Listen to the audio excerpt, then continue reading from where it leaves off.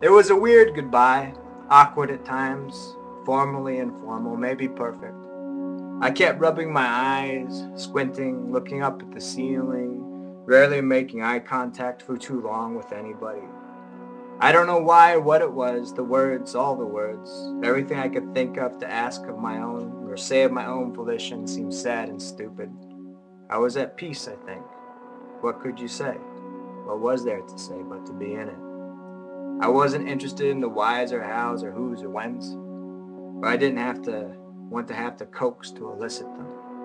Then it came with great imagery, the reason, a reason, and I could see that there was joy in life that was found and was going to continue to unfold with or without me, like anything, like everything. I was sad, I think, but not. Beloved, longtime friends, beloved, all of them. I could not explain it. Beloved, I am working hard. There's so much going on, it's hard to stay current and keep up. I am looking for the words. I will not repeat myself with just words. Let's be fair. Nobody is holding a gun to my head. I do everything with great purpose and love. This is the work. This is reasoning. I know you will come. And when you do, it will be because I have found the way to do so differently. Until then, this. Let's start with this. These days define narrative. As transformative as the experience, there is certainty. There is no timeline. There is only when, without stutter and abandon, it will come. And when it does, it will be imperfect. My literacy at living is, in these times, at times, is less than what I would consider to be prime, but remains with melody. I am happy, yes. The moments are rich. You need to know. They're infused with opportunities to bolster the spine and bring discipline to the verbs and expletives. Evolution. I see the moments every day. I catch a glimpse. It lives in me with clarity, and it gets hazy.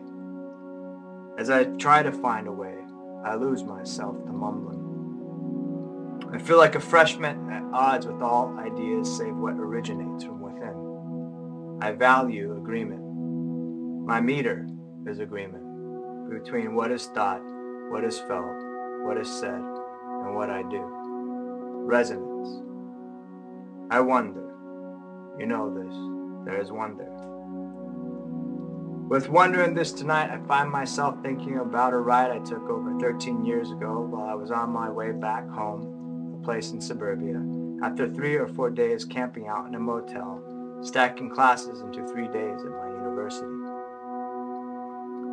Or I was on my way to Van Nuys to go to an acting class, to participate in the new school of improvisation that usurped what was once rich with mysticism. I carried a backpack around with me during that time and those days. I stocked it full of creative and intellectual plagiarism, other men's concerns and incantations in the form of poetry.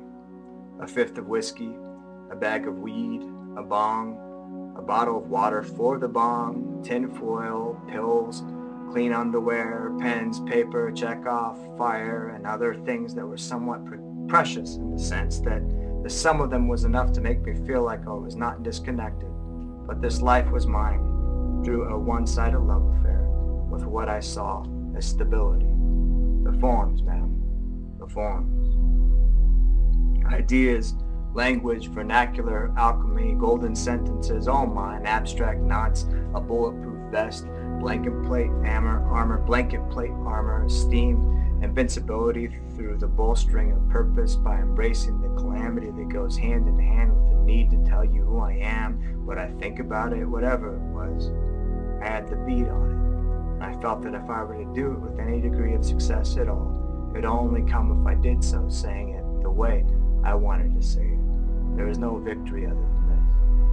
There were maps, pieces of rock, stamps, socks and shin guards gone crusty, from when I was 13, full of semen and self-sufficiency. The naif triumphant in that car. A 1986 Pontiac Grand Prix, maroon. Her name was Iris. She had bench seating. I was going over the Cohanga Pass and thinking about it all and thought, How long is this going to go on? How long can it go on? How far are you going to take it? What does any of it have to do with the invention of new language? What is the point if that is the it you spit? If you have something to say, stop yammering about how important it is to say what you feel and say it. The fuel behind the things that you do, the great mission, whatever it is, that is for you. Nobody gives a shit. That'll be lost if you don't shut the fuck up, touch ground, settle down, and stop flipping and farting about like a jerk because you are not, and you do believe in it. It is not stupid. It is about love.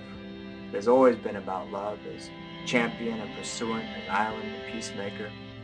Speak about these things, all of it, with no judgment. Do so with tenderness and love. Never fear the beats in between them. You know this fear will kill you. It'll make you timid and careful. It'll leave you incomplete without those beats. There is no quality. It is suspicious, and you know this. It arms the runt with the big blunt gun and button to obliterate all truth with. There is no song without them. Do not betray your teachers. Do not give too much power to them. Do not let them grow weary. Do not let them act up and squawk about and make noise spewing unchecked chaos without giving them a slap. Mischief, not the apocalypse. Flora, not fleas. Break bread and sit with it. Stare at the ceiling. Rub your eyes. Ask nothing or anything at all, because you know it is same but different. Same but different. It has always been this way. It is nothing new to you, but you know and are prone to forget. Remember, it is same but different. How terrible, how lovely, how peaceful, how perfect.